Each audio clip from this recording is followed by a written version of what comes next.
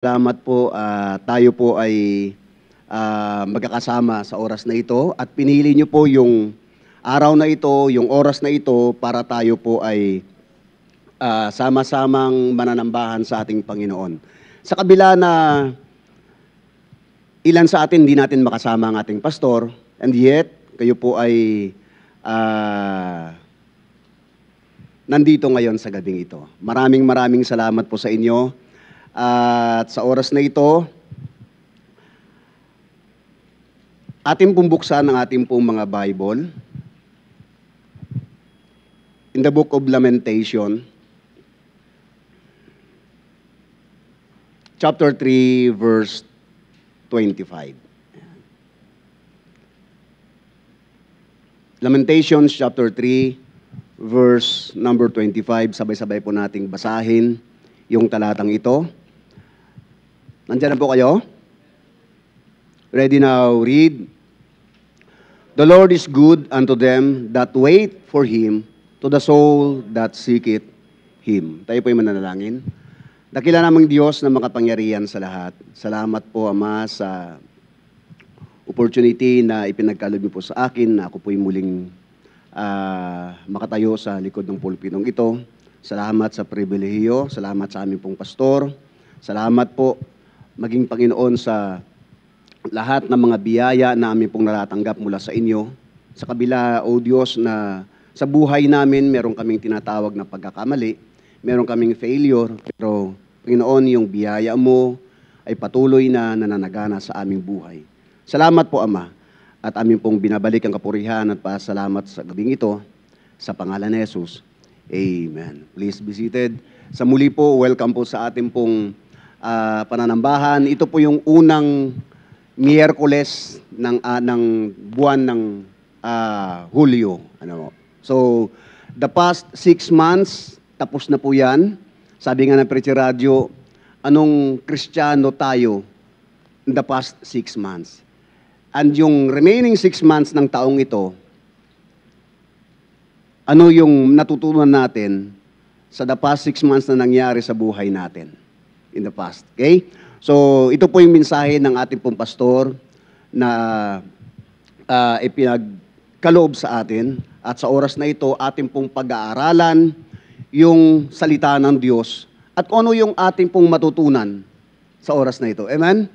So, I hope na tayo po habang tayo ay nakikinig, no, wag nating sanayin na yung ating tinatawag na imahinasyon ay kung saan-saan napupunta.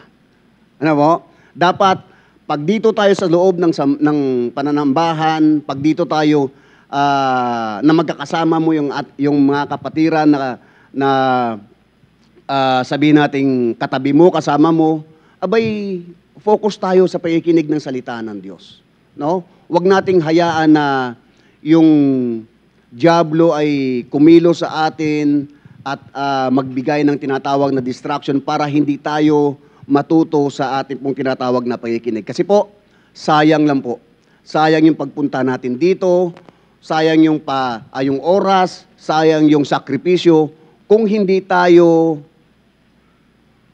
magpasakop sa Kanya. Amen?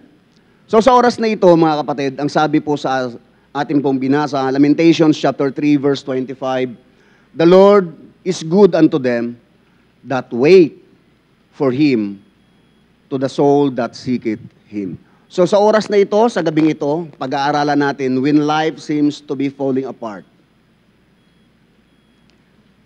get alone with God and wait. Amen? When life seems to be falling apart, get alone with God and wait. Ano yung magiging ugali natin? Ano yung magiging response natin pag yung buhay natin dumarana sa tinatawag na kapigatian? Ano yung magiging response natin pag yung buhay natin meron tayong pinagdadaanang mabigat na problema? Ang sabi nga, ang Panginoon ay mabuti sa kanila na nangaghihintay sa Kanya.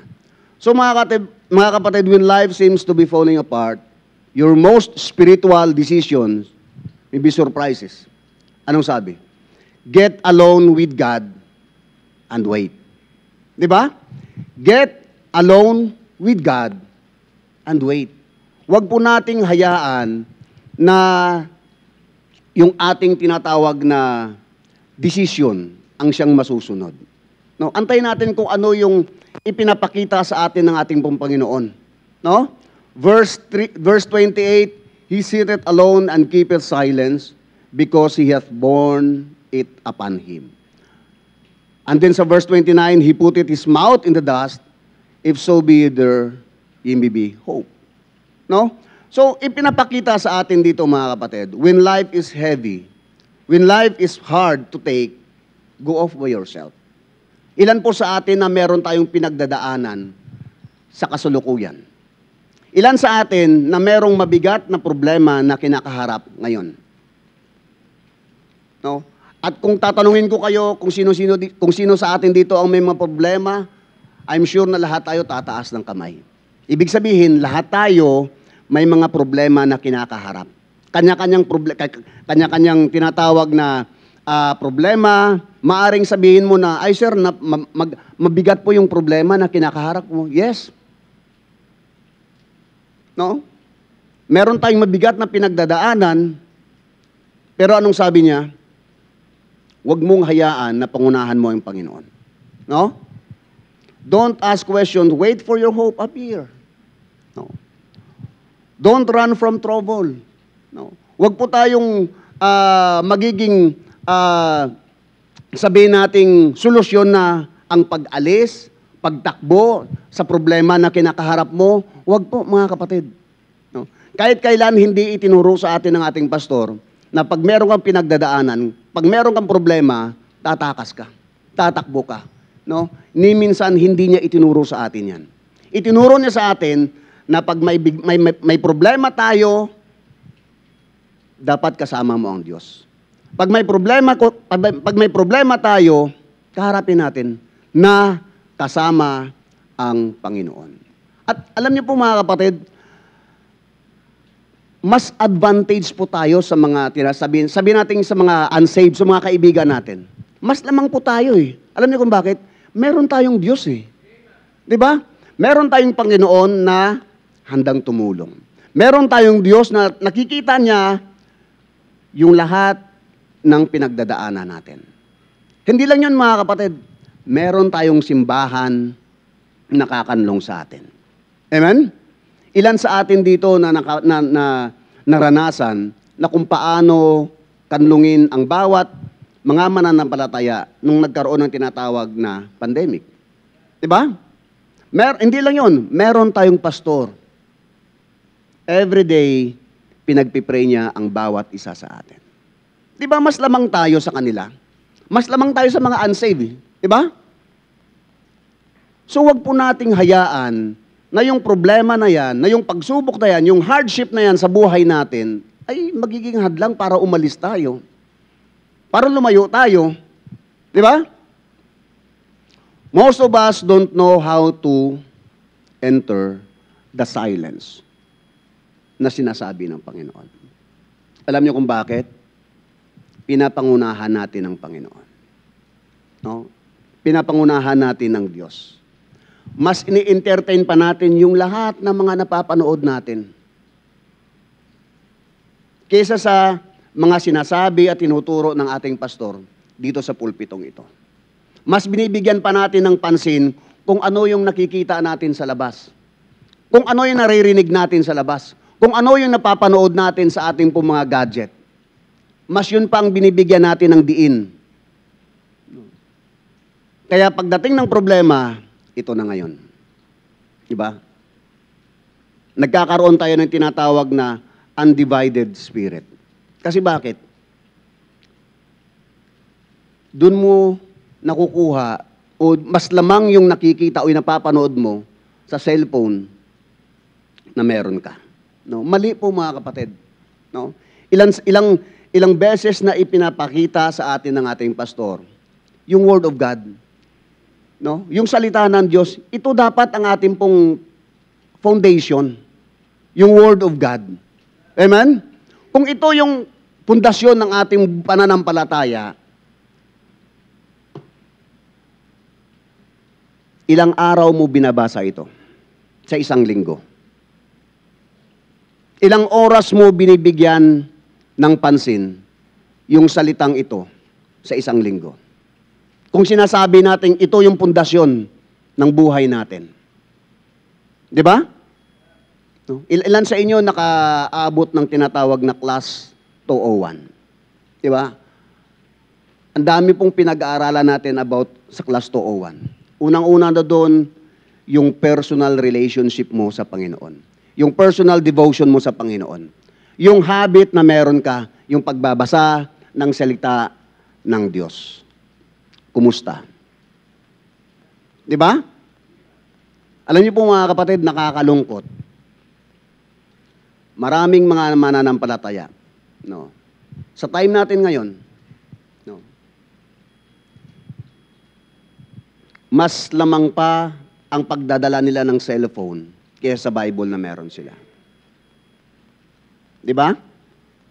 Mas lamang pa yung paghawak nila ng cellphone kaysa sa Bible na meron sila.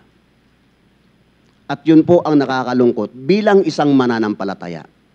No? Ibig sabihin, mas importante yung cellphone nyo kaysa sa Bible na meron kayo. Di ba?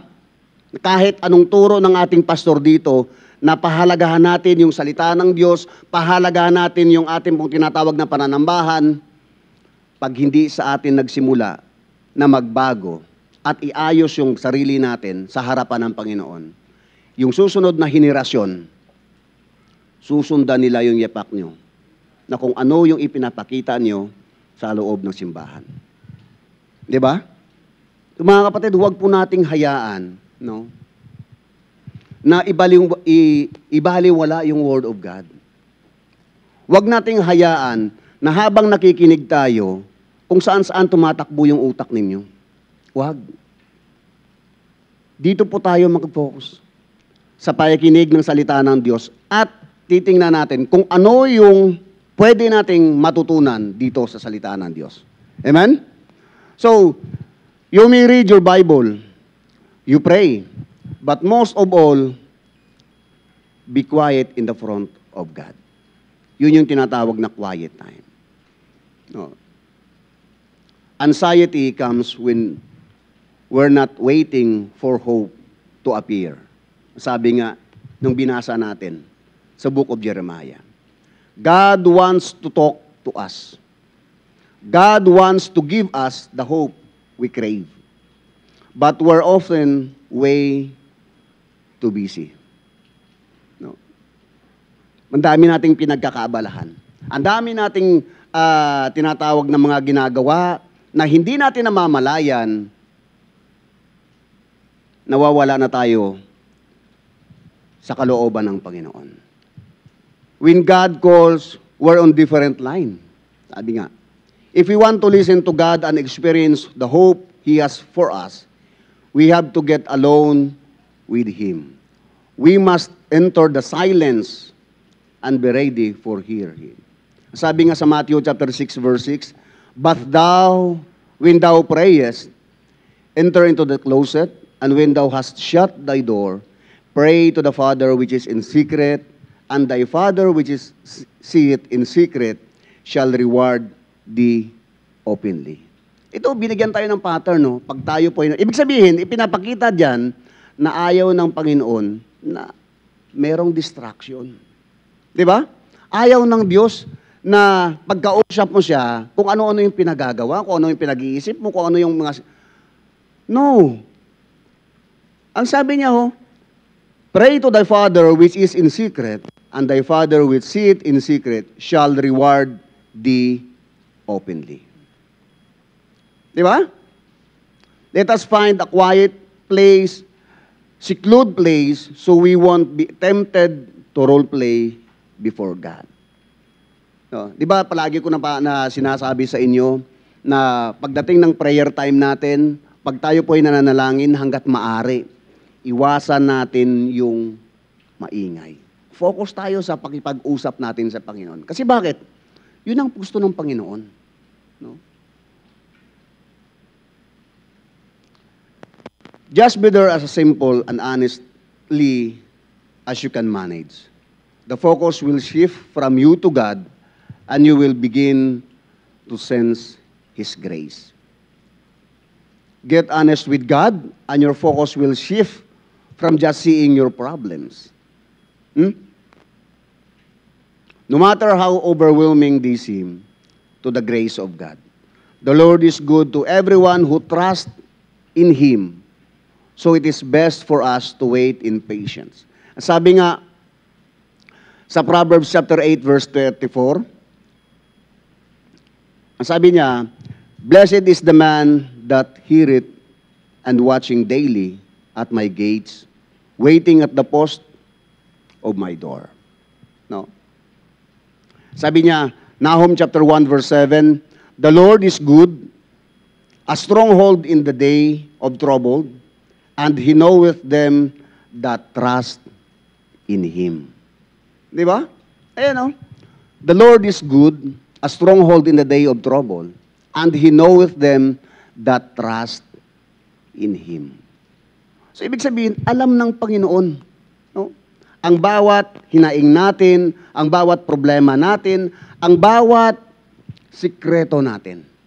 No? So, no matter what obstacles we're facing, wait on God's timing. Di ba?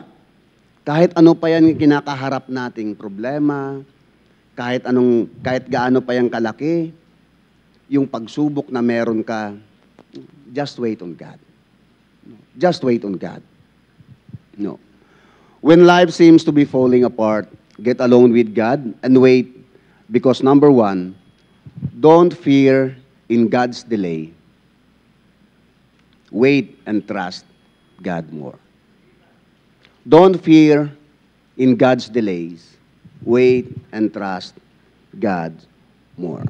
Tingnan niyo po sa Deuteronomy chapter 8 verse 2, yung mga Israelites, nung time na umalis sila sa tinatawag na Egypt, Deuteronomy chapter 8 verse 2, ang sabi diyan, and thou shalt remember all the way which the Lord thy God led these days 40 years.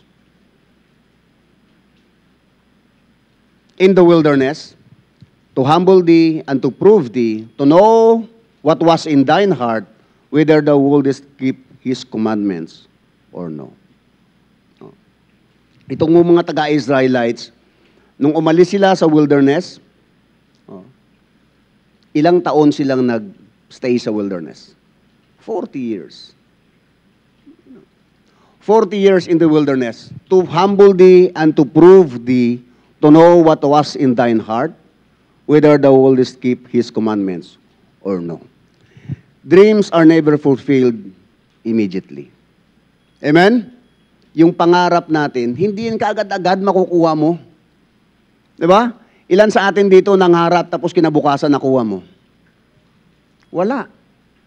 No? There's always a waiting period. Diba? There's always a waiting period.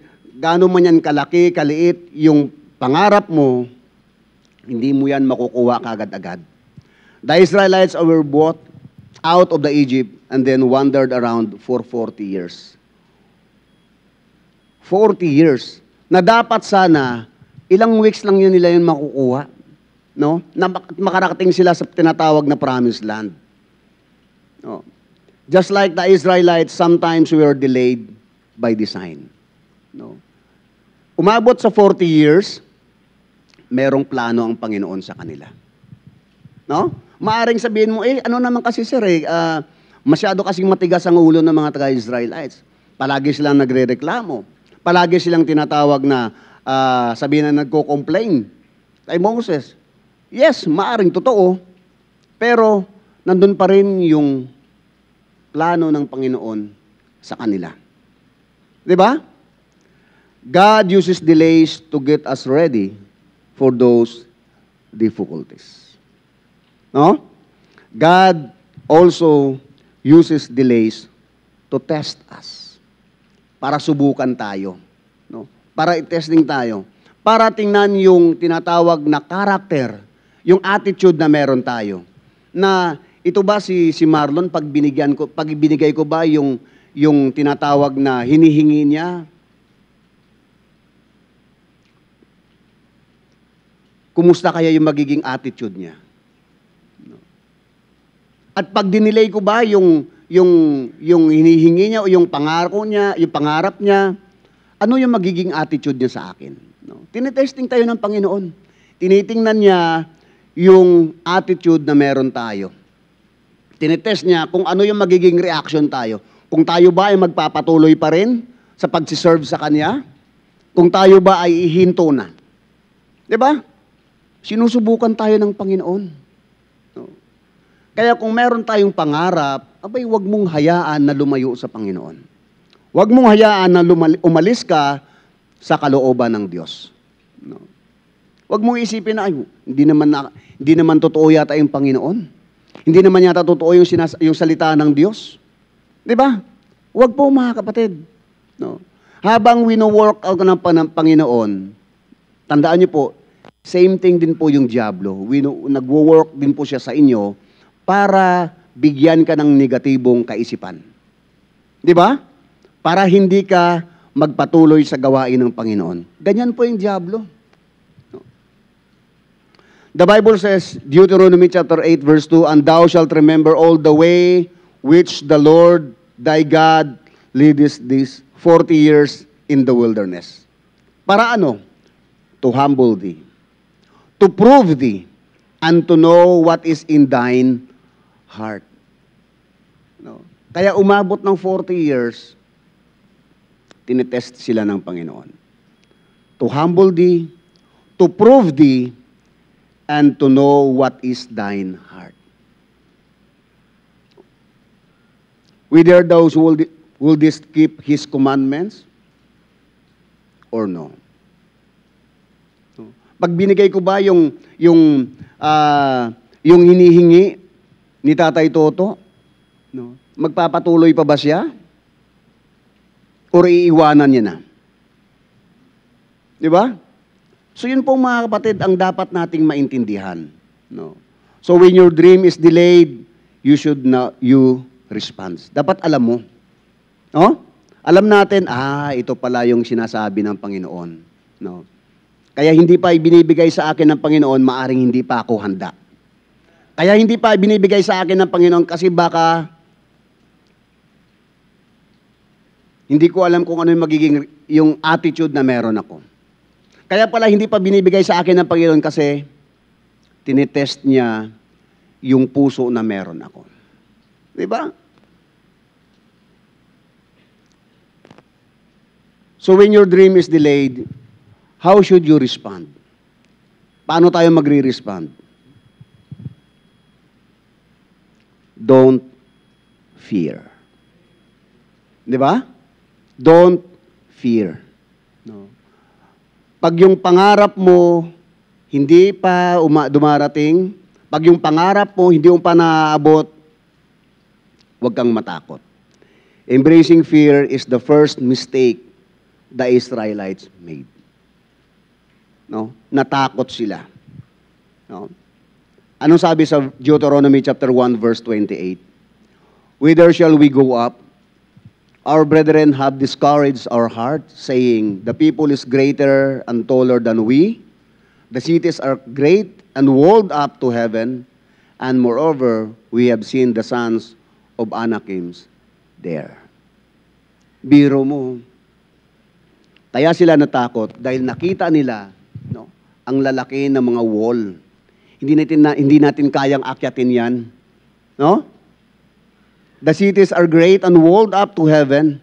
And moreover, at lalong-lalo na, nandun yung mga sons ni Anakim. Nandun yung mga higante. Nandun yung mga giants. Paano natin malulusob yan? Paano natin masasakop yan? No. Yun ang naging tanggap ng mga taga-Israelites. Natakot. No. No. Paano tayo makakapunta dyan? No, paano tayo makakapasok dyan? Ang lalaki ng mga tao doon. Hindi natin kaya yan. No. Natakot sila. The men we sent tell us that the people there are stronger and taller than we are. The Israelites had enough faith to move out of Egypt, but they didn't have enough faith to move into the promised land. Di ba? No. They have enough faith na umalis doon sa Egypt. Pero, yung pananampalataya nila, no, hindi naging sapat nung pumunta na sila sa promised land. Kasi bakit? Natakot sila. The problem with fear is that it keeps you in the wilderness. It prolongs and delay. No. Many of our dreams have never been fulfilled, not because of God, but because of you. But because of us, because you will then step out in faith. Ibig sabihin, mga kapatid, kung natatakot tayo sa isang bagay, dapat lakihan natin yung faith na meron tayo. Di ba? Ibig sabihin, dapat mas malaki yung faith natin doon sa fear na meron tayo. No? Isaiah chapter 41 verse 10, Fear thou not, for I am with thee. Be not dismayed, for I am thy God. I will strengthen thee, yea, I will help thee. I will uphold thee with the right hand of my righteousness. Sinasabi natin, naniniwala tayo sa salita ng Diyos. Sinasabi natin na yung Bible yung ating pundasyon. Ayan ang sabi ng Bible. Fear thou not. Huwag kayong matakot. For I am with thee, be not dismayed, for I am thy God. Di ba? Yan yung pangako ng ating pong Panginoon. No? At ang daming mga pangako ng Panginoon para sa atin. No? To strengthen our faith. No? Sinabi niya, fear not, for I am with you. No? He's with you sa oras na ito. He always have been, kahit maging sa hinaharap. You may start to think that God has forgotten you. Maaring yun ang pumapasok sa isip mo pag nangibabaw yung takot sa atin. No? Maaring parang nakalimutan na natin ng Panginoon yung pangako niya. No? Parang hindi na yata ako naalala ng Panginoon. No? Mga kapatid, parang lang yan. At yun lang yung iniisip mo. Kasi alam ng Diyos, sabi nga ng Panginoon, alam niya yung iniisip natin. No? I know the thoughts toward you. Sabi niya. No? At hindi niya hahayaan na yung anak niya ay magkaroon ng tinatawag na kapahamakan. No? Ang gusto niya, ang nais ng Panginoon, na lahat ng mga anak niya magiging successful. Magiging sagana.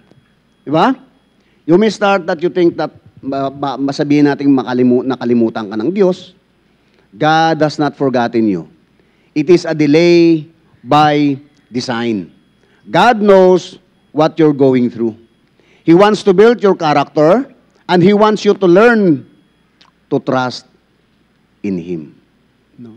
Dapat nating makita, dapat nating maunawaan, o dapat nating matutunan ang magtiwala sa Kanya, mga kapatid. Kung paano nagtitiwala ka sa magulang mo. Di ba? Kasi sila yung nagpo-provide sa pangangailangan mo sa school, sa lahat-lahat. Kaya doon yung tiwala mo. How much more sa Panginoon? Di ba? How much more sa Diyos? Di ba? Huwag po tayong matakot. Huwag nating hayaan na yung takot na yan ay yun ang kukontrol sa atin hanggang sa hindi na natin nagagawa yung kalooban ng Panginoon. Huwag po. Dapat ma-overcome natin yan ng tinatawag na faith. Okay? So, When life seems to be falling apart, get along with God and wait. Number one, don't fear in God's delays. Wait and trust God more. And then number two, do rest and trust God's timing. Do rest and trust God's timing. Di ba sa atin pong kinakanta, rest if you must, but don't you ever quit? Di ba?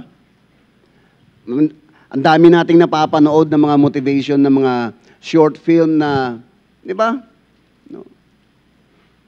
Na may time na may malapit nang mag-give up, malapit nang susuko, pero dahil nagpatuloy na nagpatuloy hanggang sa nagiging matagumpay. No? The same din po sa atin pong awitin. No? Rest if you must, and don't you ever quit. Psalms 137 verse 7, ang sabi diyan, rest in God and wait patiently for Him. Fret not thyself because of him who prospereth in his way, because of the man who bringeth wicked devices to pass. No? Ikaw naman magpahinga sa Panginoon, sabi niya, at maghintay. Kung may pagtitiis sa Kanya, huwag kang magbalisa. No? Nang dahil sa Kanya, na gumiginhawa sa Kanyang lakad, dahil sa lalaki na nagpapangyari ng mga masamang katha. Verse 8, cease from anger and forsake wrath. Fret not thyself in any wise to do evil.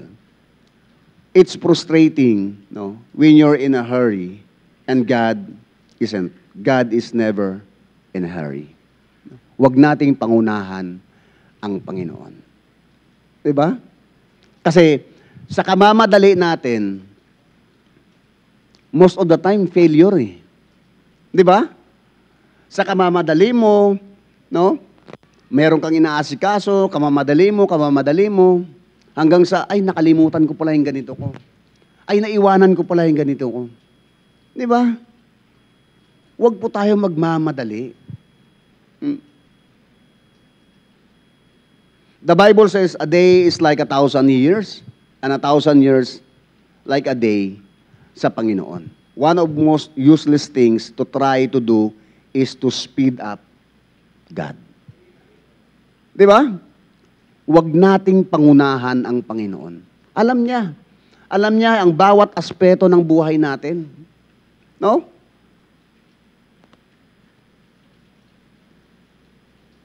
When we try to take matters into our own hands and help God out, ano mangyari?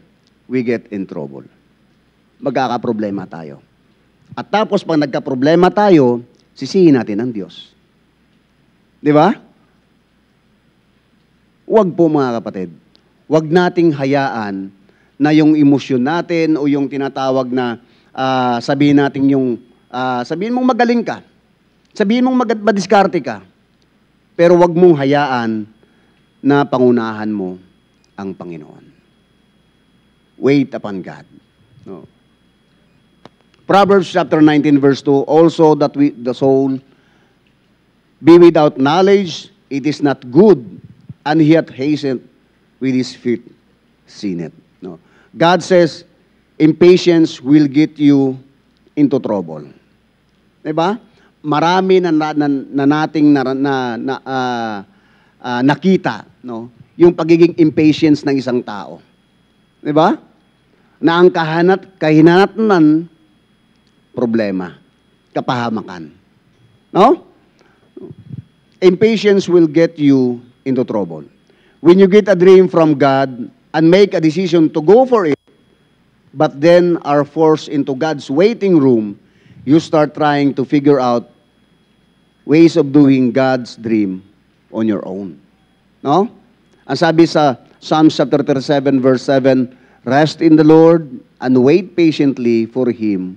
Fret not thyself because of him who prospereth in his way, because of the man who bringeth wicked devices to pass. No? So rest in the Lord. Wait patiently for Him na siya ang kikilos sa atin. No?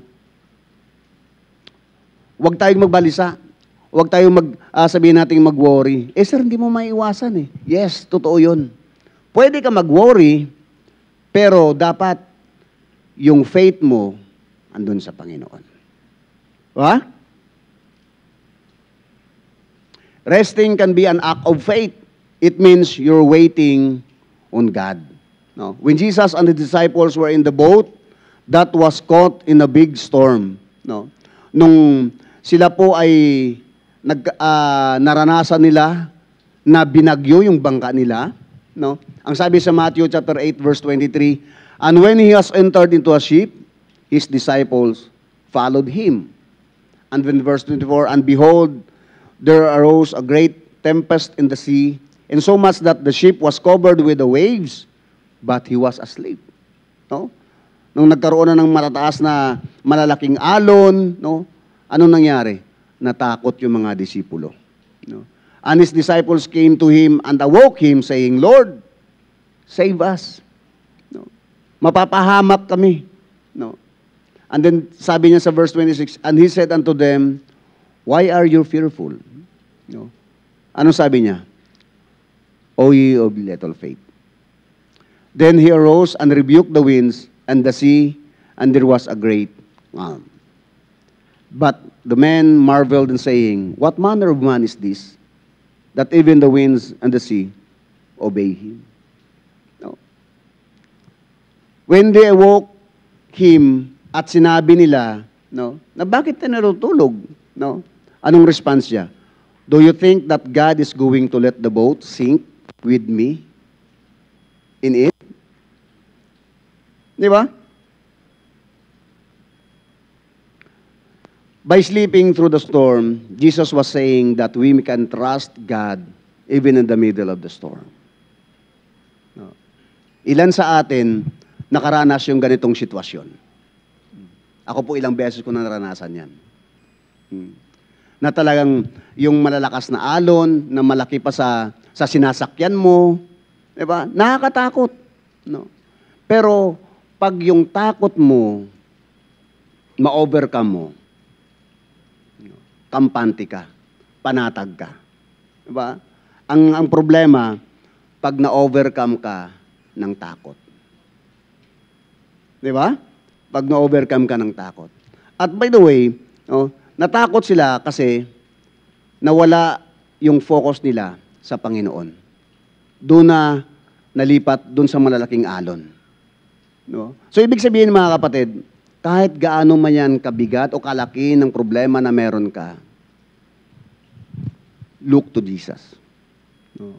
Kasi sabi niya, looking unto Jesus, the author and the finishers of our faith. No. Huwag nating hayaan na lahat ng mga nakikita natin, obstacles yan eh. No. Pero kung nakafocus ka sa Panginoon, yung pananampalataya mo, ma-overcome mo yan. Diba? But what means we're not living by faith? We can't get in sleep because we don't really trust God to work in it. God says, don't fret. Huwag tayong mabalisa.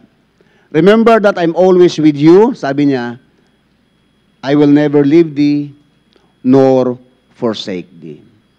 Isa sa mga pangako ng Panginoon na pwede nating panghawakan. Hindi niya tayo pababayaan. No? I will never leave thee nor forsake thee.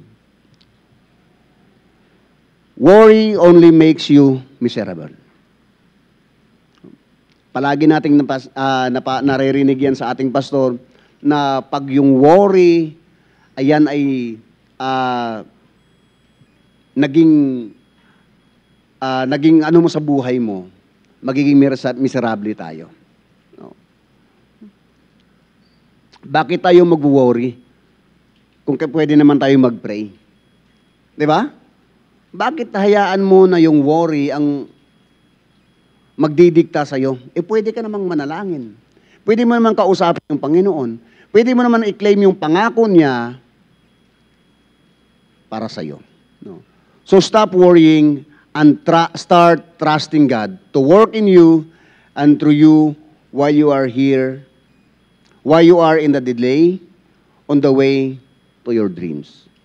Huwag pong nating hayaan, no, na yung worry na yan ang pipigil sa atin doon sa mga pangarap natin. Kundi, trusting God. Trust God. Maging yung tinatawag na ministry na meron tayo. No? So, last Sunday, na-present sa atin yung ating tinatawag na ang bawat ministry na meron tayo. See to it, mga kapatid, na yung kinumit natin ay totoo sa ating buhay. No? Hindi tayo nag-commit para lang sa mga kaibigan natin. Hindi tayo nag-commit para lang makita na, ay, ito palang ministry niya. Ay, ito palang ministry ng mga kapatid na ito. No? Hindi yun ang mindset natin.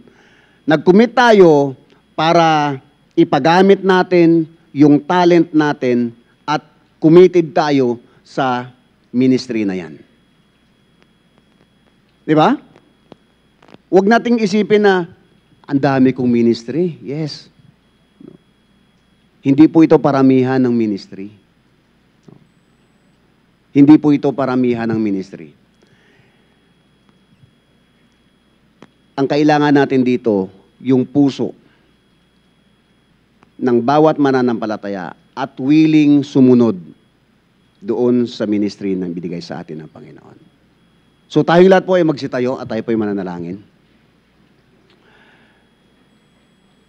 Ama naming Diyos na makapangyarihan sa lahat, maraming salamat, Panginoon, sa mensahe na pinarating mo sa amin. Salamat po sa salita mo na aming pong napakinggan at tulungan niyo po kami, O Diyos, na ano yung magiging response namin pag kami po ay nag-aantay sa aming pong mga pangarap, sa aming tinatawag na gusto sa buhay. Ano yung response namin? Ano yung magiging attitude namin? Panginoon, tulungan mo kami. Na makita mo kami na habang kami po'y nag-aantay, makita mo kaming, masumpungan mo kaming patuloy na naglilingkod sa inyo, patuloy na ginagawa yung kalooban mo, patuloy na maging available yung oras namin para sa inyo. Dalayan ko po, O Diyos, na kayo po ang mangusap sa bawat isa sa gabing ito. Sa ating pong kalagitnaan, kumusta yung ating pong pagtitiwala sa Panginoon? Kumusta yung ating attitude? Kumusta yung ating puso sa pakipagharap sa Panginoon? Nagsusway ba tayo pag tayo po ay merong tinatawag na problema? Nangingibabaw ba yung takot sa pananampalataya na meron tayo? Why don't you come on the altar and pray and ask God, Lord, tulungan mo kami na mangingibabaw yung faith sa buhay namin kaysa sa takot. Tulungan mo kami, Panginoon, na habang kami po'y nag-aantay, patuloy po kami mag-serve sa inyo. Patuloy po kami magpagamit sa inyo. Dito po sa harap. Dito po.